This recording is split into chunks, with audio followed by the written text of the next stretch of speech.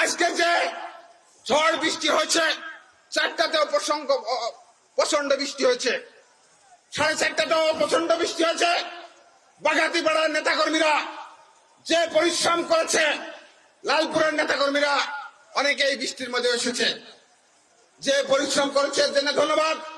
আর এই বৃষ্টিকে অপেক্ষা করে আপনারা যে আজকে যে অভূতপূর্ব সাড়া আমাকে দেখেছেন, আমরা আল্লাহ যদি আমাকে ক্ষমতা দেয়, আল্লাহ যদি আমাকে সুযোগ দেয়, তাহলে আগামী দিনে কাজ করে আপনাদের জন্য কাজ করে এই ঋণ শোধ করার চেষ্টা করব।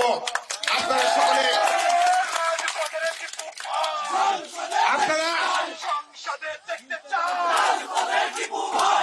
আপনারা সকলেই তারেক রহমানের নেতৃত্বে ঐক্যবদ্ধ থাকবেন। আমরা আপনাদের জন্য কাজ করব। আপনাদের যে আবেগ অবশ্যই পার্টির হাইকমান্ড মূল্যায়ন করবে। আল্লাহর রহমতে এই আপনাদের যে কষ্ট, অবশ্যই কষ্ট সফল হবে।